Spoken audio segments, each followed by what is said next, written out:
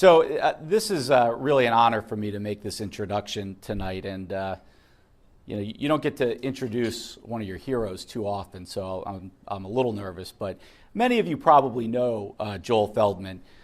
Joel's a fellow trial lawyer, and in my book, that's good enough right there. He practices at Anna Paul Weiss in Philadelphia.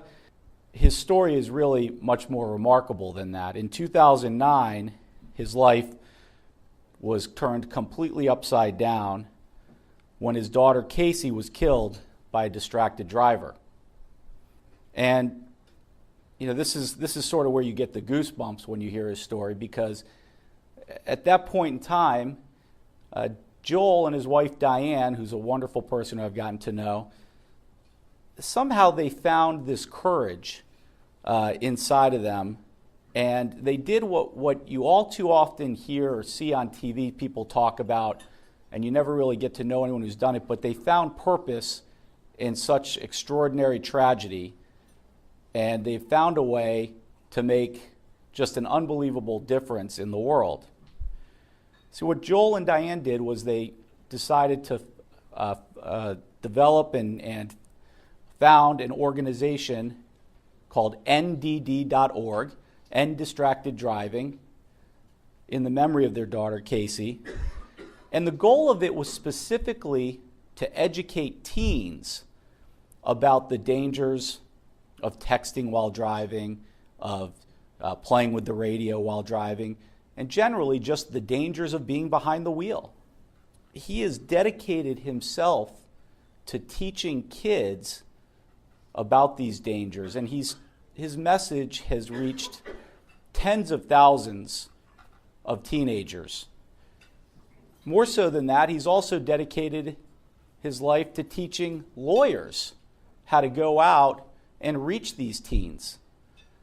And he's reached probably thousands of lawyers to teach them how to have this conversation in a way that makes a difference.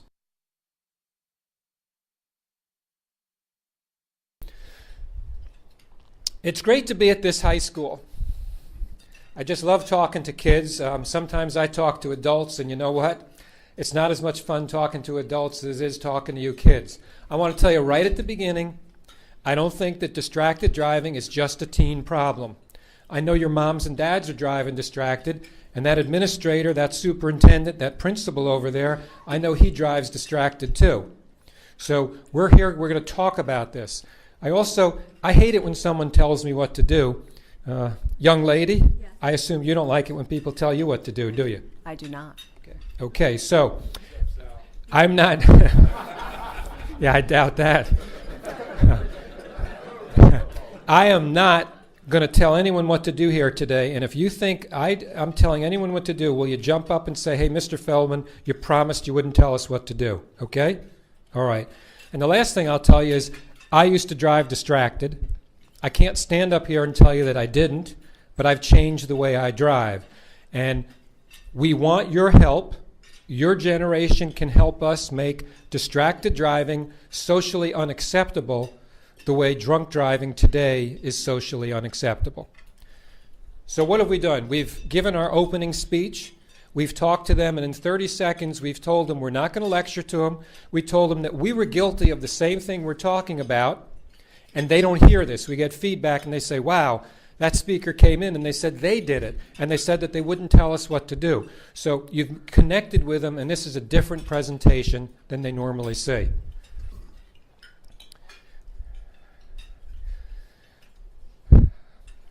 What do you think? What's distracted? What do you think of when I say the word distracted driving? What comes to mind there, young man?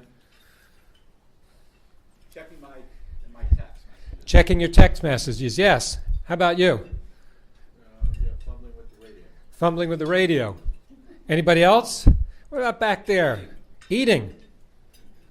So I have the wristbands, and it's amazing the cooperation you can get once you throw a wristband out. All the other kids want to participate. Yes, young man. Looking at my directions to go figure out where I'm going. Looking at your directions. Yep, that would be it too.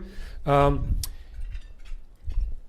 am a trial lawyer, and what trial lawyers do is trial lawyers help families, and oftentimes they've been in crashes, and people are injured or killed. and we help them with answering questions with respect to their lives, and we help them go forward. Our party who caused it doesn't accept responsibility, then we go to court. That's where the trial part comes in it. So we do that all the time. Let me tell you about a quick case I have, and for all of you trial lawyers here, you may have a case that you can talk about. Go ahead and do it. The one I talk about often is a deposition, a defendant truck driver, a dump truck driver. He testified like this, and this is how he testified. He said it was one lane this way, one lane this way. He said I was holding my hands on the steering wheel. I was driving. I went by a 7-Eleven, and I saw a really hot girl in tight shorts walking into the 7-Eleven, and this is what I did. His truck went over the double yellow line, hit my client's car, and he killed their 4-year-old son. It's a tragic case, a tragic story, but I was on my BlackBerry on the way home because I didn't think it could happen to me. So I'm here today to tell you that it can happen to you. So these are some of the things that we can talk about in terms of what our practical experience has shown us. If anybody has any questions as we go along, please interrupt and let's answer your questions as we go along. So I'm not going to go over what the definition is. You will hear things like, my mom breastfeeds my little brother when she drives. My mom puts in contact lenses. My dad steers with his knees because he's busy jamming out to music and pounding the dashboard. Does your dad do that? No. No. Okay. All right. Okay. How about your dad? Possibly. Possibly. Okay. Possibly. All right. That's great. Thanks for bringing your daughter, Dad. I really appreciate it. Just whatever we as human beings do outside of the car, someone will try to do it inside the car. I think that's the story here. We talk about the 3 different types of distractions. They're pretty self-evident. We have a special section on cognitive distractions, which I'll actually go over in more detail. I'm not going to spend a lot of time on this, but if you looked at the notes, you would see, is it possible to just go out of it to the view so I can show them the notes? Just hit escape, and then we'll do that. I'll just show that real quickly. Yeah, I mean, that's pretty much what we have. We have speaker's notes. We have a script if you want to use it. It's throughout the entire thing. Okay, thank you. We can go back. Thanks.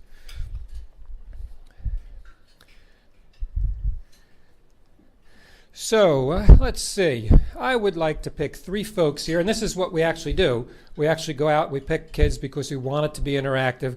Another tip is, and we'll give you this information once you set up presentations, we don't want to have a lavalier.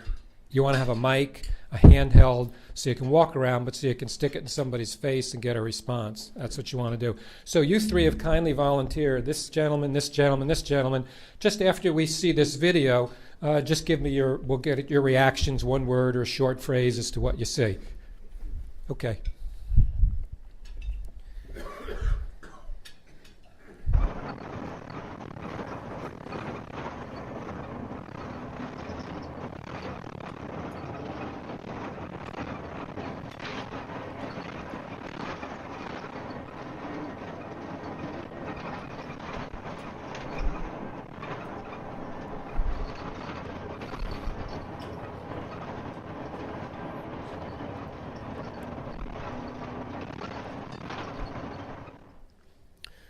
What do you think? Potentially very scary. It's unbelievable. Distracted. So all of that, and this is a professional bus driver, so when I said to you at the beginning that I don't think distracted driving is just a teen problem, I meant it, and this is an example of it. These are some of the things that we hear. I'll just spend a little time on the selfish one. That was taught to me, now I'm back to being me again. That was taught to me by a 17-year-old, and you're going to see her video later. She killed a man when she was programming her GPS, and she kept telling me over and over again, when I interviewed her and I filmed her for the video, the PSA, you'll see, I was so selfish. I was incredibly selfish. Dad, what do you think? Distracted driving selfish? Yes. Would you like to expound upon that? Every time I see one of these videos you see, I think that Emma was very generous to me when she said possibly. So I guess we've all seen people drive distracted, right? And we've all criticized them, right? You're nodding your head, you're nodding your head. Yet I bet you've driven distracted. How many of us have kids that we're worried about either they're driving or when they're close to driving? Have you told them not to drive distracted? Repeatedly. And I'll bet that you've driven distracted and with them in the car. We have a community adult presentation where we talk to adults about this, and at the end of it, adults kind of look at me and they say, I'm not going to drive distracted again. So I don't have time to do that, but if you do get talks with adults and businesses and things like that, we have a PowerPoint for that as well. But I'm hoping as we go through this, we'll have some people at the end, and I'll ask you if there's anybody who's thinking that they might change the way they drive, because I see this as an opportunity to reach all of you guys. And we are role models for our children. I wasn't the best role model for my children because I drove distracted with them in the car all the time. And in your communities, if people know what you do for a living, and they see that you're pulled over to the side of the road talking on your phone, it sends a pretty good message. So at this point, what other folks say, because I certainly do this different because Casey's my daughter, what other people say is they'll say, this is a picture of Casey Feldman. She was 21 when she was killed by a distracted driver.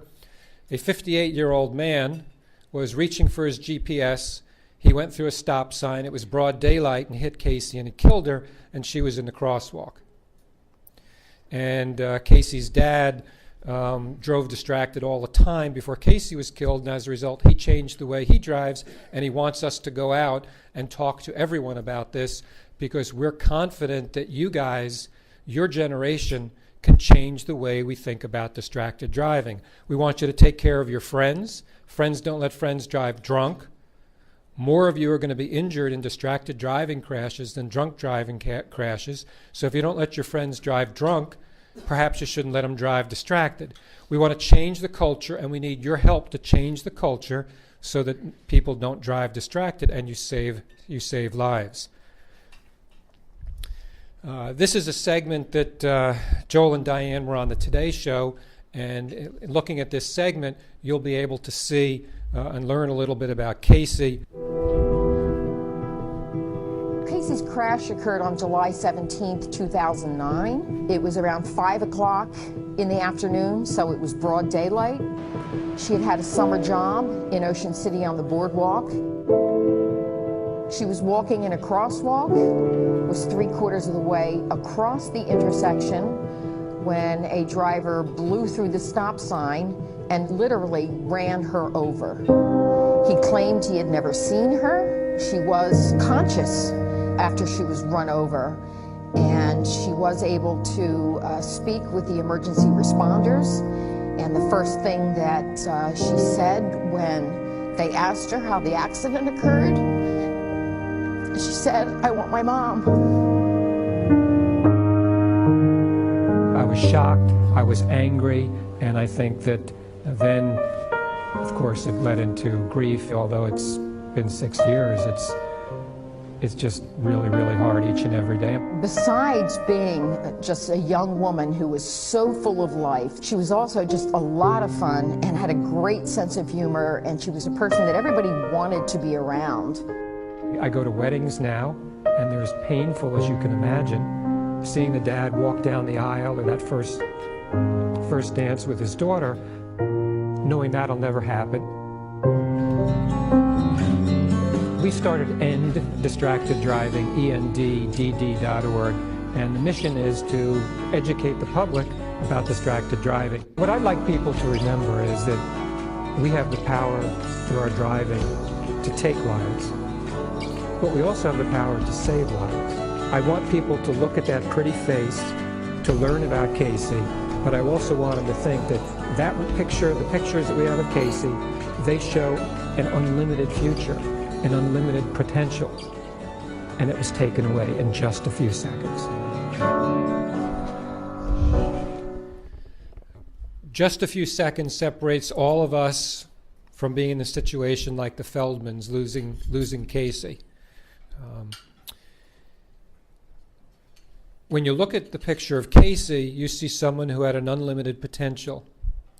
Each and every one of you have an unlimited potential. You're going to be graduating from high school shortly. You're going to be going on with your lives. You have everything to live for. Unlimited potential. That's why we're here today talking with you. We want you to have that unlimited potential.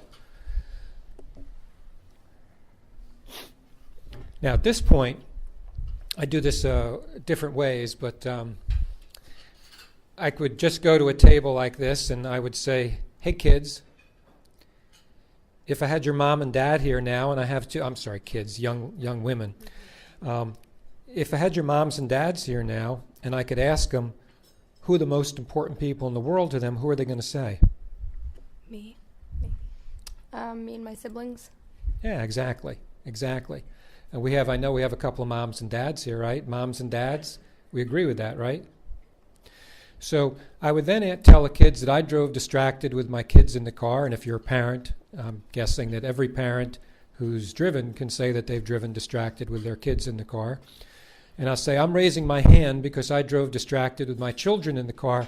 Raise your hands, kids, if your moms and dads have driven distracted with you in the car. And for this, I want the parents who are here to raise their hands if they've driven distracted with their kids in the car. And so look around. You're not alone. Okay, thank you. So what we'll do with the kids is 70-80% of the kids are going to raise their hands. We'll go around. We'll ask them to give an example. To be fair, I'll say, hey, let's hear a dad's story, a mom's story. And this is all scripted. It's all scripted. But you as trial lawyers, you will put your own persona on it. You'll think of things that I haven't thought of and other people haven't thought of, and you'll make your own presentation, and we expect that you will do that. So we go around and we do that, and then I might just say to someone, well, you know, your dad isn't here, but you told us that occasionally he'll drive distracted. So what do you think about that? You're one of the most important people in the world to your dad, yet he'll drive distracted with you in the car. What do you think about that? It's disrespectful and selfish. It's disrespectful and selfish, yeah, and I get it because that's the way I was. And I appreciate your candor and honesty because most young people don't do it with their dad sitting right next to them. So you're really, really brave. You're really, really brave. Thank you. So I don't even know if I'm going to wait till the end to ask it. Dad, is there anything you're going to do differently with respect to your driving, particularly when your children are in the car? Yes. And what might that be? I'm going to put my phone as far away from me as possible and do whatever I can not to drive distractedly. And are you going to keep an eye on Dad and hold him to that? Of course. Okay, great. Let's give him a round of applause. Another one. That's great. Thank you.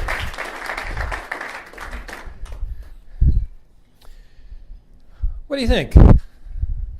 True or false? True? True. So you teens don't drive distracted, or you at least don't text more than older folks. And a lot of people will say the kids are the worst, and they're not.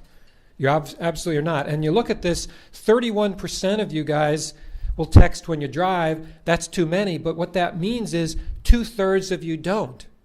2/3 of you don't drive, so if you 2/3 of you don't text if you drive. So if you don't text when you drive, you're in the majority.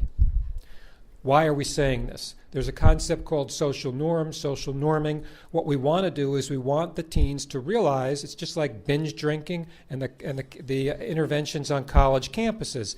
You're in the majority if you don't do that behavior. There's a belief that everybody does it, and it allows teens to think, well, it's okay because everybody does it. So that's really important. We explain it in there, and the teens look at this, and you can tell they're thinking about it. Teens, like all of us, they want to belong to a group, and they want to fit in. The group we want them to belong to and fit into is the group that doesn't text, because most of them don't text, is the group that will speak up when they see other people texting or driving distracted. Those are the groups that we want to put them in. Just play this video, please. Thank you. we need to have some entertainment in here that's also for a purpose. What are you doing? You can't text and drive. It's not texting, I'm changing the music. It's no law against that. But it's distracting. What else is distracting but not illegal?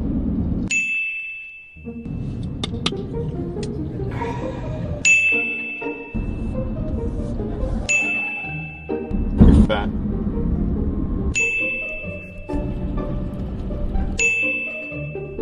Yes! Beat the level. Nice. Shut up. No, cilantro next, like that.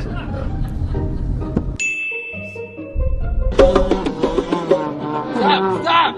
Hey, apparently lots of things are distracting. Well, remember, just because they're not illegal doesn't mean they're safe. Yeah, we probably shouldn't do any of those things. Still got cilantro in my teeth. Have you heard before, teens, that friends don't let friends drive drunk? Yes. Okay, what does that mean to you? Protect your friends and yourself. Okay, that's pretty much it? Okay. Friends don't let friends drive drunk. We're changing it. It's friends don't let friends drive distracted.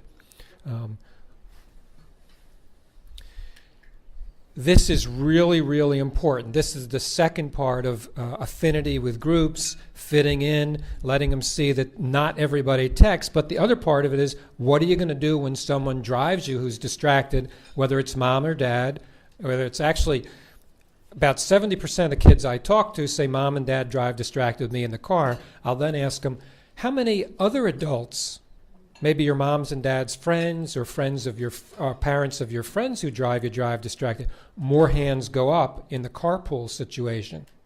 So if you have any children in those situations, you may want to think, moms and dads here, you may want to think about talking to those other parents about how they're driving your children. So 78% of teen drivers say they're likely not to text and drive if friends tell them it's wrong or stupid. So this is what we need to get out to show them that they can be effective, that the intervention saying, I'm going to speak up for my friend because friends care about each other, friends don't let friends drive drunk, this is where it comes from here. 44% at the bottom say they'd be okay with it if their friend said something to them. So this is the point that we want to get across. This is really, really, really important in the presentation. And then we're trying to change norms, we're trying to change the way people think about it, and think back to what happened with drunk driving. I mean, I'm old enough to know that I used to drive after I'd have a couple of drinks or more, and 30, 35 years ago, it wasn't that big a deal. And the kids here today listen to me talk about that, they say, my God, but that's the way it was. And we can get there. We can get there with distracted driving as well. And again, all of this is scripted. If you have any questions about it, this is what I do. I'll walk anybody through it. Sometimes, yeah. I was wondering, do you give them language that they can use to specifically say, don't do that? Yeah, we're going to get to that right now. Right now. Question was, do we give them language? Do we help them? Yes. So Andrew was 17. He's dead. He was killed by his best friend. His best friend, Julian, was driving. Julian was texting his girlfriend. He ran off the road, flipped the car, and killed Andrew. And Julian, when he was spoken to about it, he was asked, what would have happened if Andrew had simply said to you, let me text for you, pull over to the side of the road, and Julian said that his best friend would still be alive. So we want to explore with you how you can have that conversation. The AVS framework of non-confrontational intervention, for you guys, the trial lawyers here, this is adapted from bystander intervention.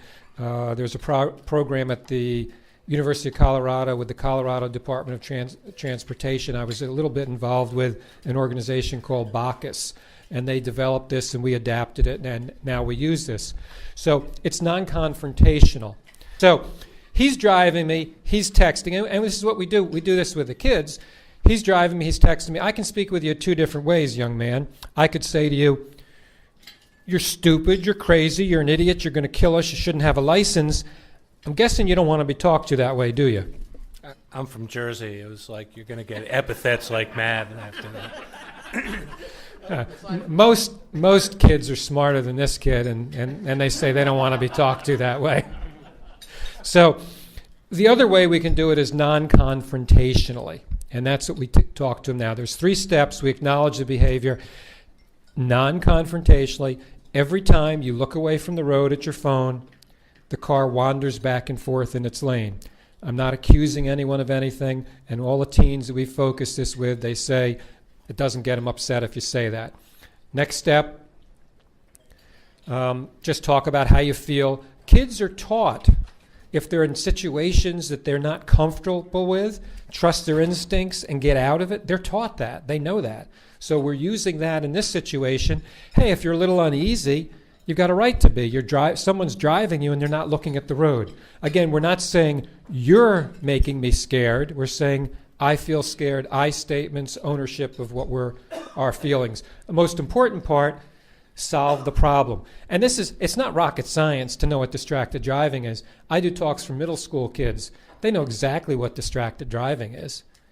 The hard part is if we've already driven, changing those behaviors, kind of forgetting that we've successfully, meaning haven't been in a crash yet, driven distracted, and get that experience behind us and say that it can happen. So this is the procedure that we go through, and then what we do is we have a skit, and we have 2 students come up, and I've already found in this room, through the vast array of teens, I found a lunatic, crazy, distracted driver who's going to come up and help us, and that lunatic, crazy, distracted driver is none other than Hallie. Hallie, thank you, Hallie. And I see you have your friend here, and your friend is? Emma. So why don't you come on up here, and let's see if we can give a demonstration of what you can do in the school. Hallie and Emma. Hallie, I'm going to have you stand over here, face everyone, and you're going to have your left hand up as if you're driving, holding on the steering wheel. I'm going to get behind you because I have to step up a little bit. Emma, you're there. And then I'll just wait for me in terms of getting the microphone so we can hear what's going on. And for you guys, we do this in the school, and it's simple. You just say to a couple of kids when you walk in, hey, we want to have a skit. Are there any kids here who are really fun, get out, are outgoing and all, interactive? And they always volunteer some kids, and they're always really, really good at it, as these guys will be. So I'll just start with you. Get a little closer so I can use the mic better. And I'll start with you, and then we'll take it from there. Where are you taking Emma? We are going to New York City. Okay, let's see it. Let's see what happens. Go ahead. Start driving. Hey, I'm really excited to go to New York. I know, me too. Hey, let's take a Snapchat. Hey, how about we wait till we get to the road stop? Oh, come on. My mom uses her phone all the time when she's driving. Yeah, but that doesn't make it okay. It's fine. I mean, I have my license and you don't, so you wouldn't know. No, really, I think we should wait. All right, I guess you're right. Here, let me hold your phone. Fine. All right, well, hey, let's give a round of applause. Great, super. All right. So, and it really goes, thank you guys, we really appreciate it. It really goes as easy as that, as fun as that. You get a lot of fun, you get some crazy stuff they do, but they've all been in that situation, and unfortunately, more often than not, it's with mom or dad. Some kids will say it's easy to speak up to mom and dad. Other kids will say it's not so easy. And I'm guessing it would be easy to speak up with dad, and I'm guessing it would be the same here. But sometimes it's not. So that's why we talk about in a respectful fashion, have the conversation with your driver. Again, ending distracted driving, reducing distracted driving. Drivers have to think about the way they drive. Are they taking chances? Should they change the way they're driving? And passengers, what are we going to do when other people drive us distracted? What are we going to do when we see people we care about driving us distracted? All right, so I'm looking for a wide receiver. Here's a wide receiver right here. So I bet the coach would be pretty pissed off at you if you took your cell phone out onto the field and started texting when you're going out for a pass, wouldn't he, young man? He doesn't tell me what to do. I got it right here. So you do that from time to time out on the field? Once or twice. All right, let's watch this next video. This is for you. Ready, ready! Say hi!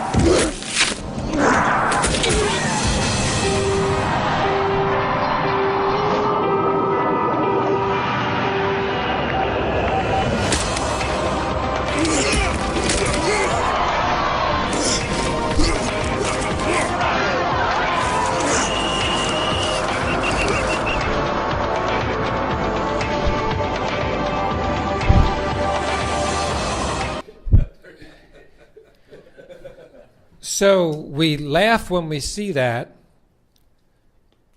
What do we feel like when we see other people who are texting when they drive? Do we laugh at them? How about ourselves? And that's all you have to say. All you have to say. They get it, and you can tell by looking at their faces they're thinking about it. We have lots of different stories. I'm not going to go over the facts in this one. He is alive. He's paralyzed from the neck down. It was a 22-year-old who was texting. AT&T has done a fair amount with respect to distracted driving. They've actually featured him and his mom in a video, which is pretty good. And you can get to it from our site, from the notes. These are the excuses that we hear. The second one gets me all the time when I hear that. I drive more carefully when I drive distracted. But most of these, where these came from, is in a courtroom. When the defendant who's killed someone is sentenced, the family is there, and they give the family an opportunity to speak, and the family invariably will look at the person who's about to be sentenced, who's killed their loved one, and they say to him, "What were you thinking? What were you doing?" And they'll spit out, "It was just for a few seconds. I'm a good driver." And it really, really rings hollow. So that's the other side of this. There's the side where the person who's lost a loved one, but there's also the side of the people who drive distracted. So I think I told you earlier about the selfish driving was taught to me by a 17-year-old. You're going to meet her in this video. She was reaching for a GPS, driving her car. She went off the side of the road and she hit what she thought was a truck that was parked there. She didn't realize that the driver was standing next to it until she got out of the vehicle and saw his body. So you're going to hear from her, but you're also going to hear from the daughter of the man that she killed.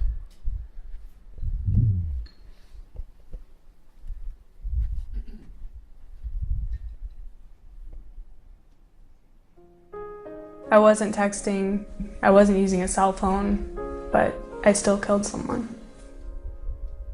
I was 17, prom was coming up, I was ready to leave high school. I was excited about the summer and going off to college. My mom and dad were both teachers, and they met at an elementary school where they were teaching. People would describe him as a gentle person. He was my dad. He was a great dad. He was the greatest dad I could have had.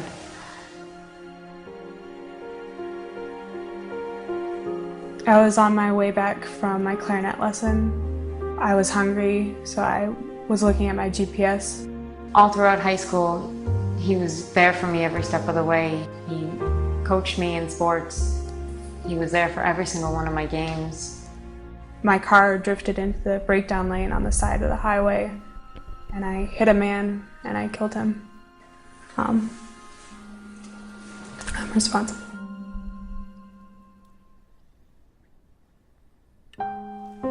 I was 6 months pregnant when my dad died.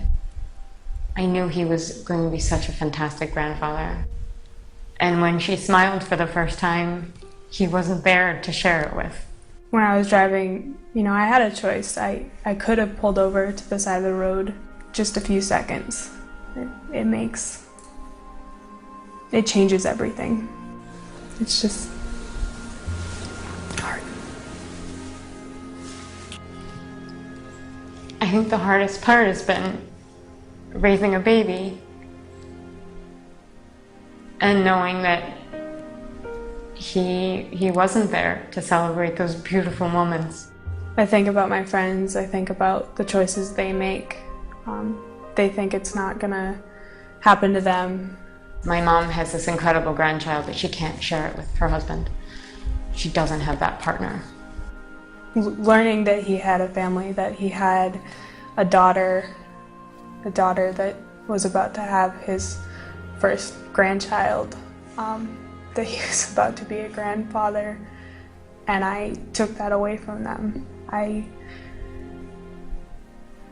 caused his death. I think of all the things that my dad has taught me and about the love that we had as a family. Distracted driving is a choice, and it's a selfish one to make.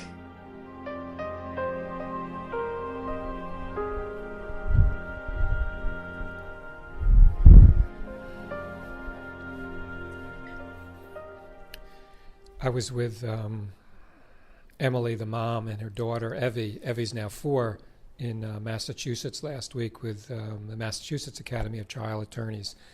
Evie and her mom had, the week before, been at the State House, and they're contemplating new legislation, and Evie got to tell the legislators at the Transportation Committee, I never got to meet my grandfather. Yeah. So this is a sad video. But I want you to think about the sadness and link the sadness to preventability. Each and every distracted driving crash is preventable.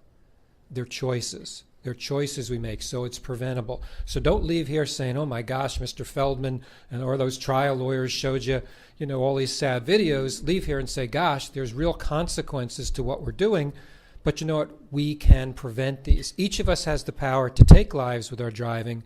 Each of us has the power to save lives. That's the message we want for when you drive, if you haven't gotten your license yet, when you do get your licenses, and when you're passengers in cars. If you care about people, we want you to speak up. Anybody here? Now I'm not talking to the teens now, I'm talking to each and every one of you. DC trial lawyers. Is there anybody here who's thinking that, probably most of you drove here, anybody thinking that when they leave here they're going to do anything different in terms of their driving? Got a nod of the head, and I've got, what are you going to be doing differently? Just like it was said before, I'm going to put the phone away and keep it away. I want to tell you, it was hard. It was hard for me, even though Casey was killed by a distracted driver. But I'll tell you something, I've got a busy personal life, I have a busy professional life, and I know all of you are in the same shoes. I don't let anyone invade my personal space when I'm in the car. And that's valuable to me, and it's different. It's different. I now have personal time that I really, really treasure because it's in the car. So there's things we can do. I will tell you that you're still going to be tempted. Maybe we've made a New Year's resolution, whether it's running or the gym or weight loss or smoking, whatever it might be. If we don't have a plan and we don't commit to it, it's harder to attain that. So actually what I'm going to do is I'm going to give you a card, and I'd appreciate if you would just send me, and I do this with the kids too, but send me an email, let me know how you're doing in a week.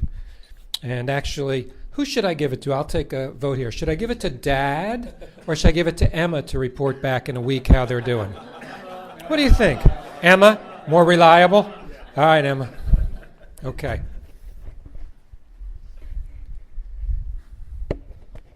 And the people at Children's Hospital, have worked with us a lot. I'll just give you one example about how to talk to teens, what you say, how they interpret it. And they said, okay, you talk about being a safe driver, but what does that mean to teens? And they've done studies on it. So safe to them could mean no tickets, no crashes. So that's why we came up with the idea, are you a safe driver or a lucky driver? And there's a lot of this throughout the presentation. We have what's called, I didn't bring it. I apologize. We have a family safe driving agreement. I'll send it to Mary, and then she could send it out to you. It's a family safe driving agreement, not a teen safe driving agreement. And it basically is really, really simple. I'll pull over to the side of the road. I'll let my text and things go to voicemail or whatever before I look at them. I'll try not to eat in the car. We also, with our law firm, we worked on this with AAJ last year. We have a policy for our firm. There are a lot of businesses out there who have cell phone policies, and hey, we're businesses. We can do that as well. I'll send you that as well. Cognitive distractions. Okay, so we look away from the road. We look at our cell phone, our smartphone, Snapchat, whatever it might be. We kind of know that we're doing that. You can have your hands on the wheel and your eyes on the road, but if your mind's not totally engaged, you can be distracted. We call that a cognitive distraction. We're going to talk about some concepts here. We're going to talk about inattention blindness. We're going to talk about tunnel vision. And many of you maybe say, I only look at the text or the phone when I'm stopped in traffic, and as soon as the light turns, I put it down. Recent studies show that we're still, our concentration is still adversely affected for between 18 to 20 seconds after we put it down. Our ability to perceive and react to hazards is diminished for those 18 to 27 seconds. So, inattention blindness, there's nothing wrong with our vision. What it is, we're overloading our brains. We have so much going on with driving, and it is cognitively demanding. It changes all the time. Just think about how it can change on the road. Since it's so cognitively demanding, if we add to it other activities, including even a hands-free cell phone conversation, what could happen?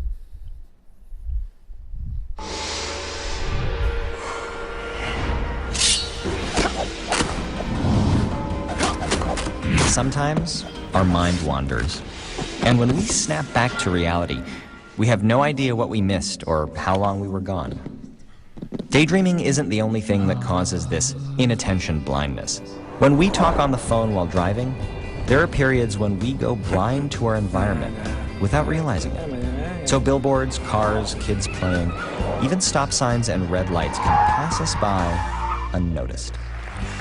Certain things may seem harmless, but some activities just aren't safe to combine. Our brain is not wired to pay attention to more than one complex task at a time. What we're actually doing when we think we're multitasking is quickly shifting our focus from one activity to another.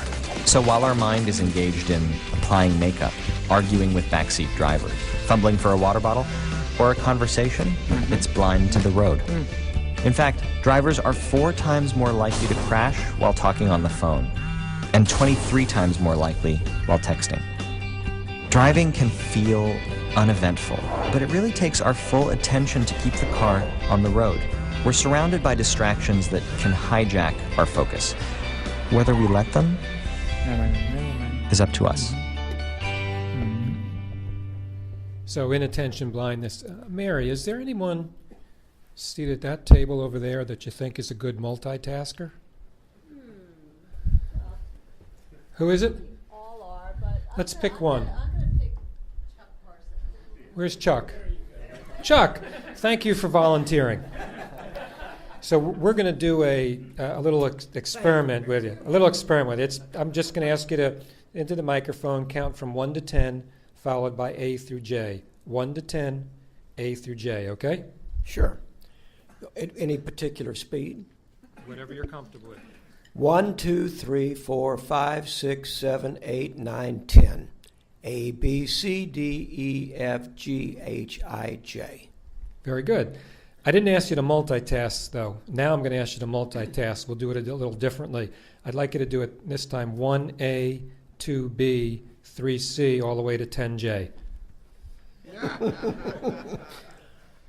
1A, 2B, 3C, 4D, 5E, 6F, 7G, 8H, 9I, 10J. You actually have done that better than the last 100 or so people, mostly kids, 16, 17, or 18-year-olds. So I give you a round of applause myself. That's a great job. Great job. Great job. You did have some hesitation. There was some difficulty, but when you guys do this, when you're in front of teens and you have them do it, they, like today, Kara, right? The kid gave up at 4D. Or 4G, I think he said 4G, yeah. He gave up, and that's what they do. So you did a great job, but what the point we're trying to make is that we really don't multitask. Our brains aren't wired that way. We switch attention.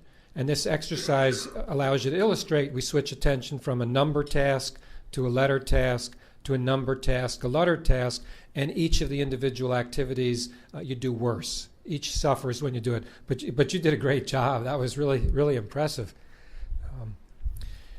Oops. So this is a study from Canada, And what they're actually studying, they see on the dashboard those little round things, they're cameras, and they later have someone come back and look at it, and they try to figure out how far the driver scans laterally. Scanning is really important for safe driving. So on the left, driver was just driving, and you can see in the pink box the extent of it, roughly half the windshield. On the right, we introduced a hands-free Bluetooth cell phone conversation, and you can see how narrow it is. And they call that tunnel vision. And that relates directly to when we're driving, the parts of our brain that really are keyed in are more often than not the visual parts of the brain, in the back of the brain.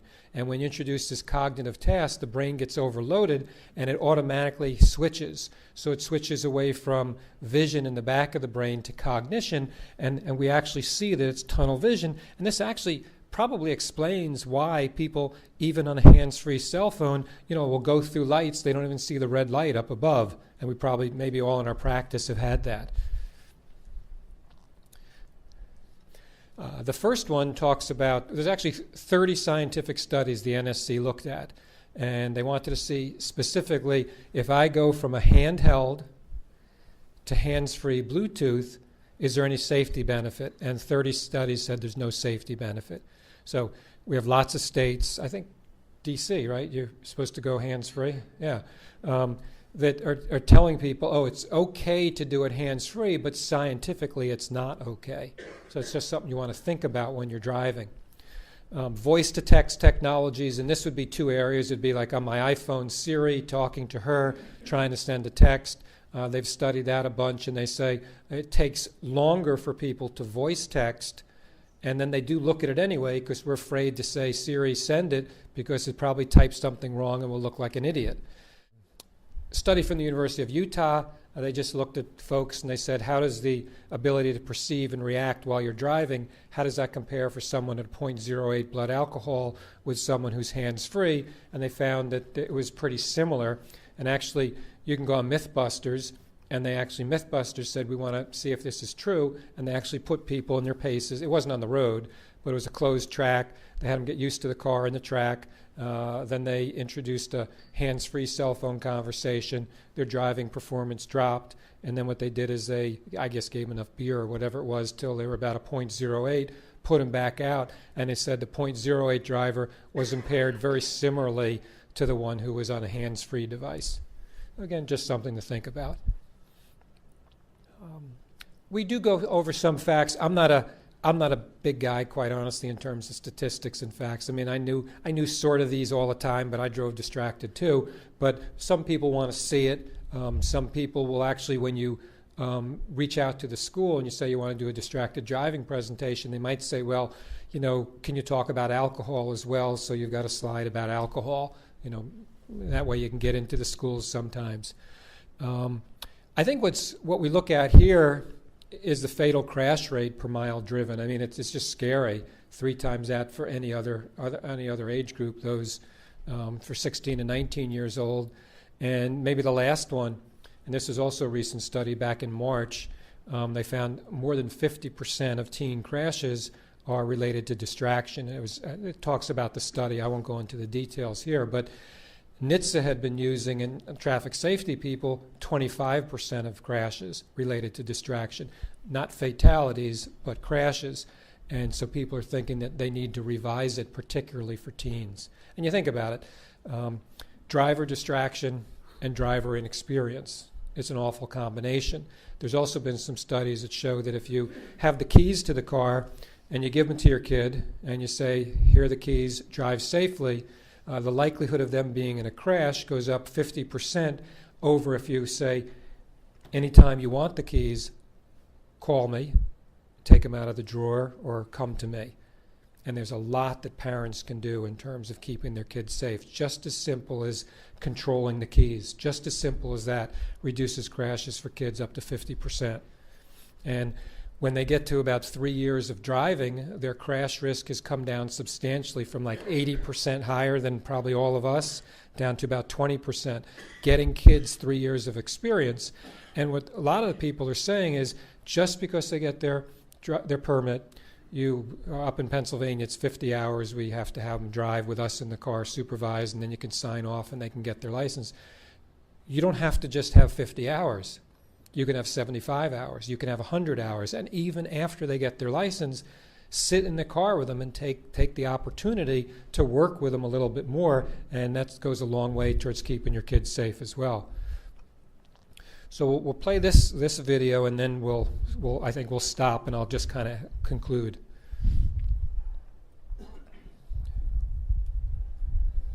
This is a face of distracted driving. This is Casey Feldman. Casey was a daughter, granddaughter, sister, niece, cousin, and friend. She was kind, caring, had a great sense of humor, lived life to its fullest, and was loved by many. She was so funny and so vibrant and so beautiful in every way.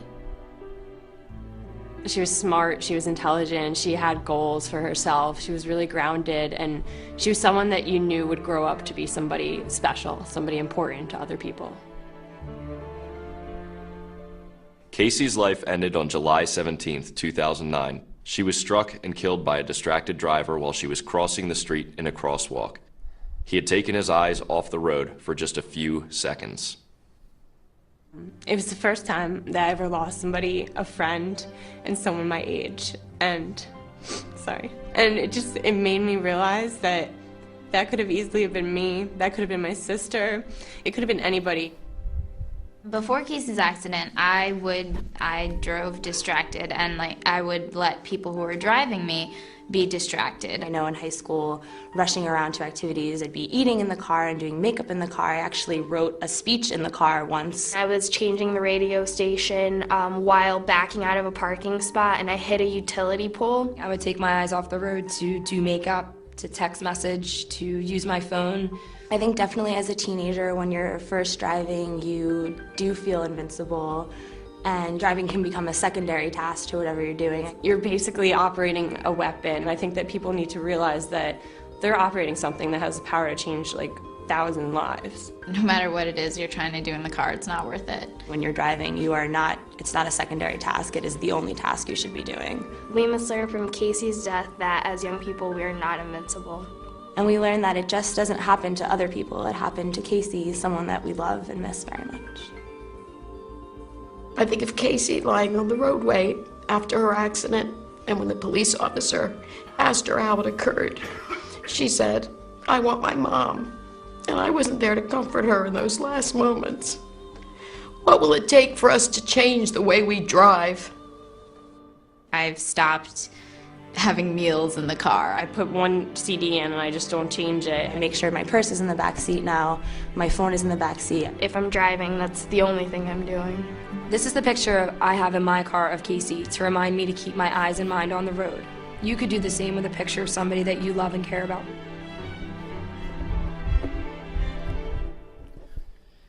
And when we do the presentation, we talk about how beforehand all Casey's friends drove distracted. Now they've changed, and they changed because someone that they love very much was killed. And should it take that for all of us to change the way we drive, we certainly hope that it won't.